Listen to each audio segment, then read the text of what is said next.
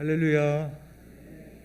오래간만에 우리 어린아이들부터 노년에 이르기까지 이렇게 함께 예배할 수 있음에 얼마나 기쁘고 감사한지 모르겠습니다.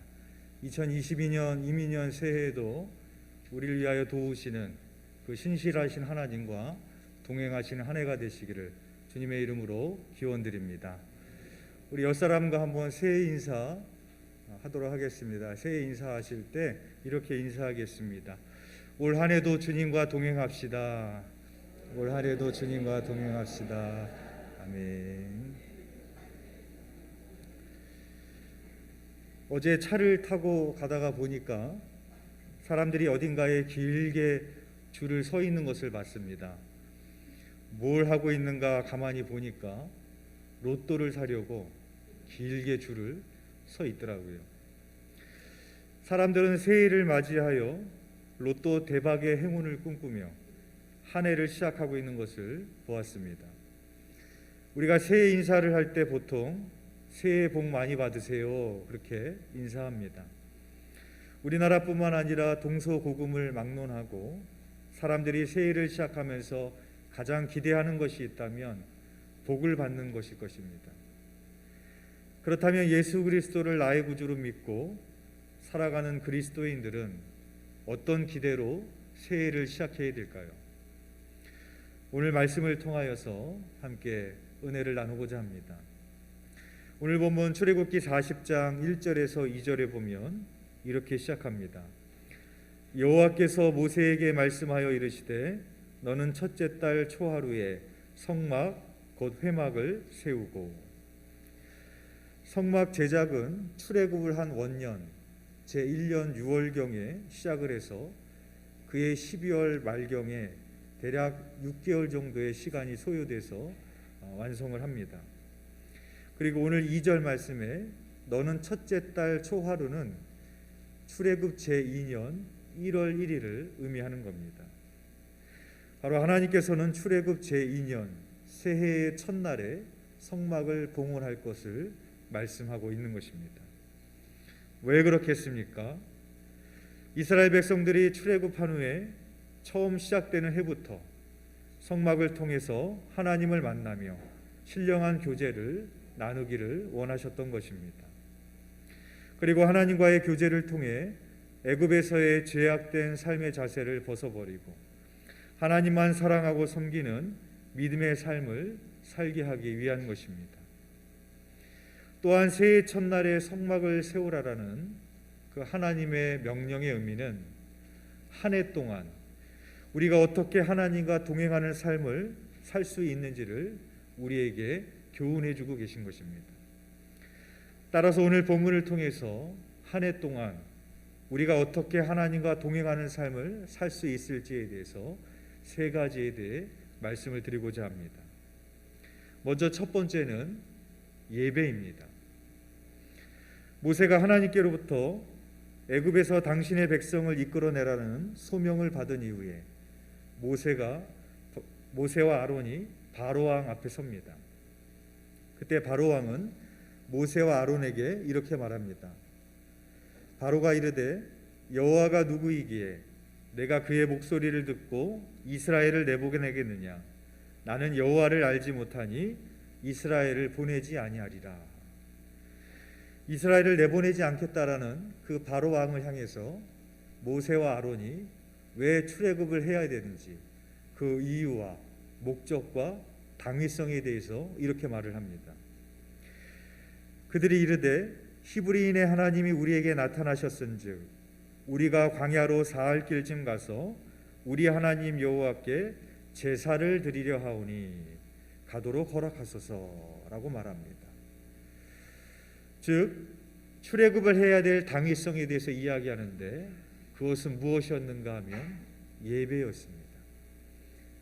예배하기 위해서 우리가 출애굽을 해야 됨을 모세와 아론이 말했던 것입니다. 창세기를 읽어보면 족장시대 아브라함, 이삭, 야곱은 그들이 가는 곳마다 먼저 돌단을 쌓고 하나님께 예배를 드렸습니다.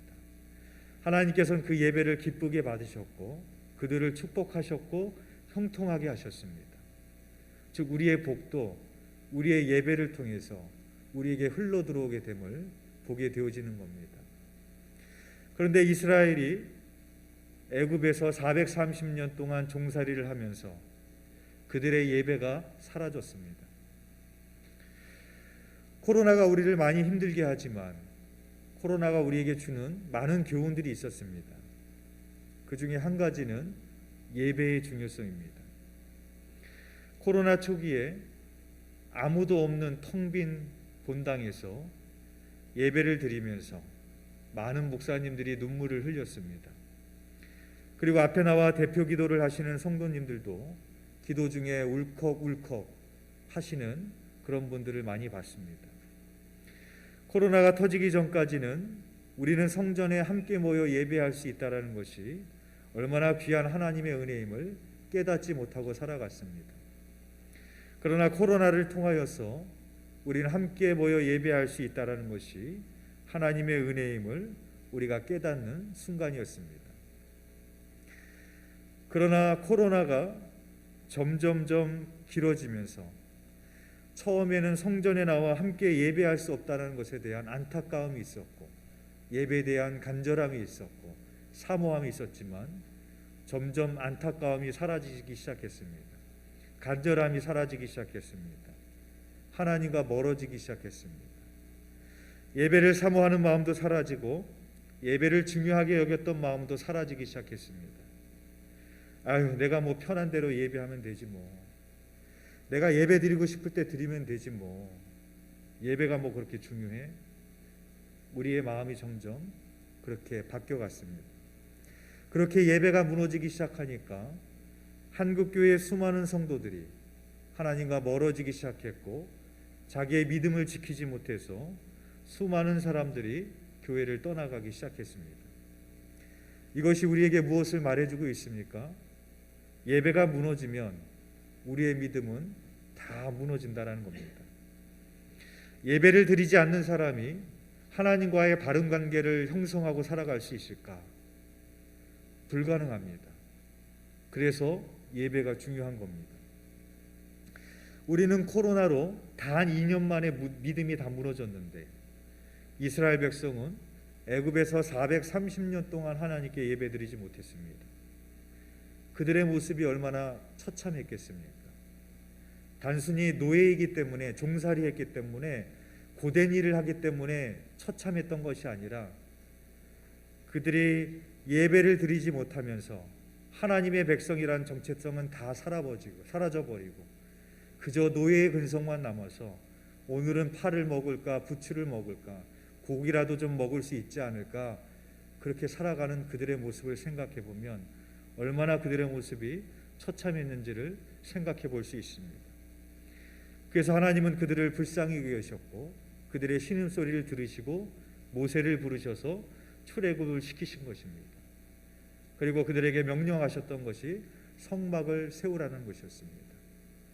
바로 예배의 회복인 것입니다.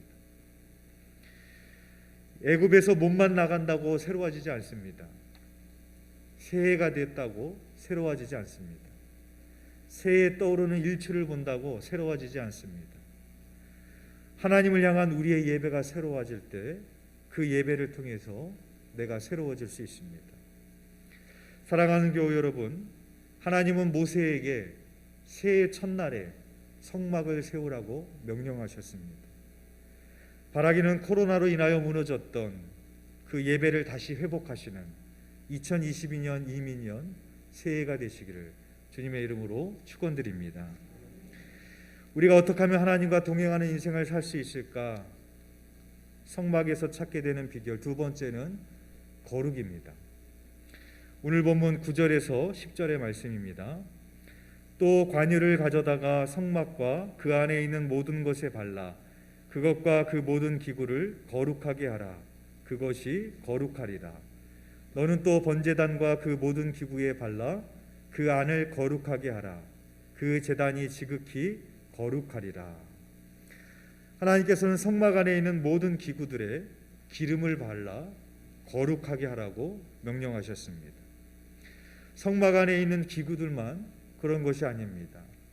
12절에서 13절에 보면 너는 또 아론과 그 아들들을 회막문으로 데려다가 물로 씻기고 아론에게 거룩한 옷을 입히고 그에게 기름을 부어 거룩하게 하여 그가 내게 제사장의 직분을 행하게 하라 라고 말씀하고 있습니다. 즉 기름 부은 자, 그 제사장이 기름 부은 자죠. 제사장에게 기름을 부어서 성막 안에 있는 사람들, 그러니까 성막 안에 있는 기구뿐만 아니라 그 안에 있는 모든 사람도 기름을 부어서 거룩하게 하라고 말씀하고 있습니다. 더 나아가서 14절에서 15절에 보면 너는 또 그 아들들을 데려다가 그들에게 겉옷을 입히고 그 아버지에게 기름을 부은 같이 그들에게도 부어서 그들이 내게 제사장의 직분을 행하게 하라. 그들이 기름 부음을 받았은즉 대대로 영영이 제사장이 되리라 하시매. 즉 나의 자녀들에게도 기름을 부어 그 자녀들도 거룩한 자가 되게 하고 제사장이 되게 하라고 하나님께서 말씀하고 있는 것입니다. 그렇다면 거룩은 무엇입니까? 여기에 있는 강대상은 그냥 나무입니다. 그런데 이 강대상을 나무라고 부르지 않고 성구라고 부릅니다. 왜냐하면 이 강대상은 하나님의 말씀을 선포하기 위해 쓰임받고 있기 때문입니다. 저는 그냥 평범한 사람입니다. 세상적인 기준으로 본다면 저는 세상에 있는 사람들보다도 훨씬 기준에 못 미치는 그런 존재입니다. 그런데 저를 가리켜서 성직자라고 부릅니다. 왜냐하면 저는 하나님의 말씀을 선포하는 사람으로 쓰임받고 있기 때문입니다. 그렇다면 거룩은 무엇인가? 내가 세상 사람들과 구별되어서 하나님의 영광을 위해서 쓰임받는 것이 거룩입니다. 여러분을 성도라고 부릅니다. 거룩한 무리죠. 무슨 의미입니까? 여러분들이 세상 사람들로 구별돼서 하나님께 택하심을 받았습니다. 그래서 하나님의 영광을 위해서 살아가기 때문에 성도라고 부르는 겁니다. 그런데 우리가 세상 사람들과 구별되지 않고 하나님의 영광을 위하여 살아가는 것이 아니라 세상 사람들과 똑같이 세상적인 기준으로, 세상적인 가치관으로, 세상적인 어떤 잣대로 내가 그렇게 살아간다면 그것이 바로 거룩을 잃어버린 겁니다. 그래서 하나님께서 우리에게 거룩하라 라고 말씀하시는 것이죠. 한 번은 TV를 보니까 동물원 사육사가 자기에게 있었던 일을 얘기했습니다. 열심히 땀을 흘리면서 동물을 케어하고 우리를 청소하고 있는데 동물원을 구경하는 어린 아이를 데리고 온 그 부모가 하는 말이 귀에 들렸답니다. 너 공부 열심히 안 하면 저렇게 된다. 너 저 사람처럼 된다. 그렇게 말을 하더랍니다. 이 사람은 자부심을 갖고 그 일이 좋아서 하고 있는데 그렇게 이야기하더랍니다. 그런데 안타까운 것은 하나님을 믿는 우리들도 똑같이 말한다는 겁니다. 땀을 뻘뻘 흘리면서 청소하고 있는 사람들을 보면서 자녀들을 데리고 가면서 우리는 뭐라고 얘기해 줍니까? 너 공부 열심히 안 하면 너 저렇게 고생한다. 너 나중에 저렇게 되고 싶어? 하나님을 믿는 우리들도 똑같은 세상의 기준으로 우리 자녀들에게 그렇게 말을 해줍니다. 오늘 예배를 드리는 사랑하는 우리 교회 학교 학생들, 우리 청년들, 여러분들이 열심히 공부해야 될 이유는 여러분들 혼자 잘 먹고 잘 살기 위함이 아닙니다. 여러분들이 열심히 공부해야 될 이유는 요셉과 같이 이 세상에 힘들고 어려운 사람들을 위해서 그들을 섬기고 그들에게 하나님의 복음을 전하기 위해서 열심히 공부해야 됩니다. 우리의 생각과 기준의 가치가 성도가 되었다면 이렇게 바뀌어야 되는 것이죠. 교회가 선한 일을 많이 하는데도 불구하고 세상으로부터 지탄을 받습니다. 그 이유는 좋은 일을 하지 않기 때문이 아닙니다. 교회처럼 좋은 일 많이 하는 데가 없습니다. 그럼에도 불구하고 교회는 계속해서 세상으로부터 욕을 먹고 지탄을 받고 있습니다. 왜 그렇습니까? 선한 일을 하지 않기 때문이 아니라 거룩을 잃어버렸기 때문입니다. 세상 사람들이 교회를 보니까, 하나님을 믿는 성도라고 하는 사람들을 보니까 자기들이 살아가고 있는 기준과 가치관과 똑같이 살아가고 있더라는 것이죠. 거룩을 잃어버렸기 때문에 교회가 세상으로부터의 영향력을 흘려보내지 못하고 지탄을 받고 있게 되는 것입니다. 마태복음 5장 13절에서 14절의 말씀에 보면, 너희는 세상의 소금이니 소금이 만일 그 맛을 잃으면 무엇으로 짜게 하리요? 후에는 아무 쓸데없어 다만 밖에 버려져 사람에게 밟힐 뿐이니라. 너희는 세상의 빛이라. 산 위에 있는 동네가 숨겨지지 못할 것이요. 소금은 맛을 내야 됩니다. 빛은 어둠을 향해서 비춰야 되는 겁니다. 그런데 소금이 그 맛을 잃어버리고 빛이 어둠을 향해서 비치지 못하게 되면 그것은 아무 쓸데없어져 버립니다. 오히려 세상에게, 사람들에게 밟힐 뿐이라고 말하고 있는 것입니다. 우리가 그 거룩을 상실하게 되면 마치 그와 같이 됩니다. 세상에 아무런 영향력을 주지 못하는, 맛을 내지 못하고 세상의 어둠을 향하여 빛을 비추지 못하는 아무런 쓸모없는 그런 존재로 우리가 전락하게 된다라는 것입니다. 하나님께서 말씀하셨습니다. 너희는 택하신 족속이요 왕같은 제사장들이요 거룩한 나라요 그의 소유가 된 백성이니 이는 너희를 어두운 데서 불러내어 그의 기이한 빛에 들어가게 하신 이의 아름다운 덕을 선포하게 하려 하심이라. 바라기는 저와 여러분이 거룩함을 통하여 왕같은 제사장의 사명을 감당하시는 저와 여러분이 되시기를 주님의 이름으로 축원드립니다. 하나님과 동행하는 삶을 살기 위해서 필요한 것은 무엇인가? 마지막 세 번째는 순종의 삶입니다. 오늘 본문 16절 말씀입니다. 모세가 그같이 행하되 곧 여호와께서 자기에게 명령하신 대로 다 행하였더라. 모세가 성막을 짓겠다라고 하지 않았습니다. 하나님께서 모세에게 성막을 지으라고 하셨습니다. 성막의 크기, 성막의 구조, 재료, 그 안에 있는 기구들의 위치, 그 기구들의 용도 하나부터 열까지 모세의 생각이 하나도 들어가지 않았습니다. 모든 것이 하나님이 말씀하신 대로, 하나님이 명령대로 이루어진 것이 바로 성막입니다. 즉 순종의 결정체가 성막이라는 것이죠. 그래서 16절에 보면 여호와께서 자기에게 명령하신 대로, 그냥 행하였더라가 아닙니다. 다 행하였더라. 한 80%는 명령하신 대로 행하고 20%는 모세가 자기의 생각대로 하지 않았다는 겁니다. 했다라는 말이 아닙니다. 모든 것을 처음부터 끝까지 하나님 명령하신 대로 다 행하였더라. 그것이 바로 성막입니다. 심지어는 성막을 세우는 날짜까지도 하나님께서 세우라고 명령하신 날에 세웠습니다. 오늘 본문 17절에 보면 둘째 해 첫째 달 곧 그 달 초하루에 성막을 세우니라. 이것은 2절 말씀에 나오는 하나님의 말씀에 순종하여 첫째 달 첫째 날에 성막을 모세가 세웠던 것입니다. 그 결과는 무엇입니까?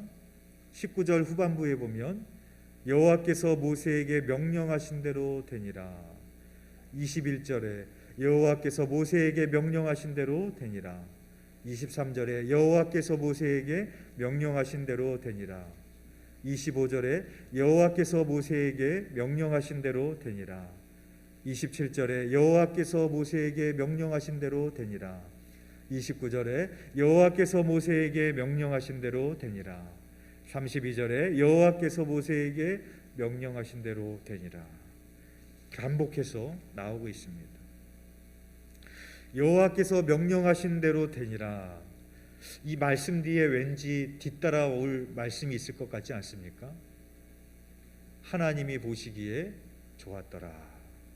그 말씀이 따라올 것 같아요. 하나님께서 천지를 창조하실 때 하나님의 말씀으로 명령하여 창조하였습니다. 그 피조물들은 하나님의 말씀대로 순종하여 지어졌습니다. 그래서 거기에도 반복해서 나오는 말씀이 있습니다. 그대로 되니라. 하나님이 보시기에 좋았더라. 그대로 되니라. 하나님이 보시기에 좋았더라. 이 세상이 만들어졌던 창조의 섭리도 하나님의 말씀에 순종하여 피조물의 순종을 통하여 아름답게 지어졌음을 우리가 보게 되어지는 것입니다. 만일 모세가 하나님의 명령대로 성막을 만들지 않고 자신의 뜻대로 만들었다면 하나님께서는 그곳에 임하지 않으셨을 것이고 그곳은 이미 성막으로서의 의미를 상실해 버린 것일 것입니다. 오스왈드 챔버스가 이렇게 말했습니다. 순종의 모조품은 열심이다. 순종의 모조품은 열심이다.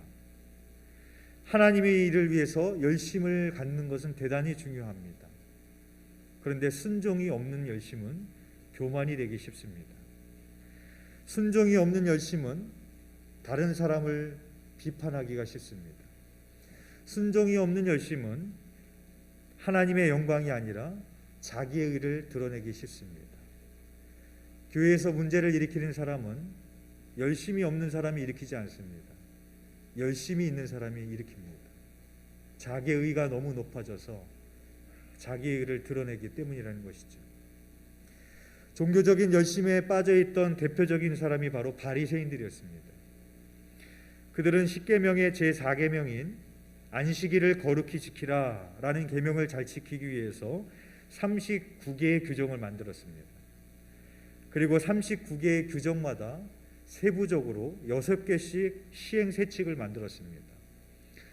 그러니까 안식일을 거룩히 지키라는 4계명 이 하나를 지키기 위해서 39 곱하기 6을 하면 234개나 되는 규정을 만들어 놓고 지켰습니다. 얼마나 대단한 열심이에요. 그래서 심지어는 이 안식일 규정 가운데는 담이 무너져서 사람이 깔리게 되면 사람이 죽었나 살았나를 확인할 만큼만 돌을 드러내야 됩니다. 이렇게 정도로 만들어 놓고 지킬 정도로 열심히 있었던 사람들이 바리새인들이었습니다. 그런데 이렇게 열심을 가지고 안식일을 지켰던 바리새인들이 예수님께서 안식일에 병자를 고치시는 것을 봅니다. 그래서 예수님을 향하여 비판하고 고발을 합니다. 또한 종교적인 열심에 빠져있던 한 사람은 사도 바울입니다.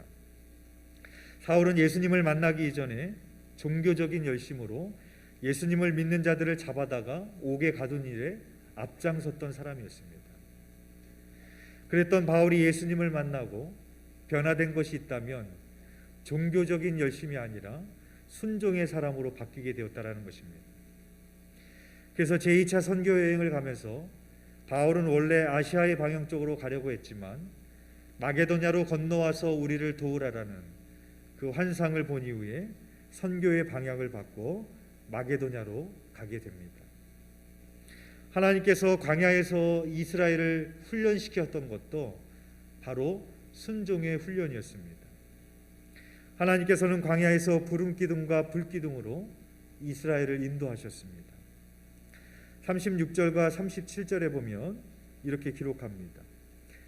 구름이 성막 위에서 떠오를 때에는 이스라엘 자손이 그 모든 행진하는 길에 앞으로 나아갔고 구름이 떠오르지 않을 때에는 떠오르는 날까지 나아가지 아니하였으며. 성막은 움직이는 성전이었습니다. 구름이 성막 위에서 떠오르면 장막에 말뚝을 뽑고 텐트를 접어서 구름 기둥을 따라가야 됩니다.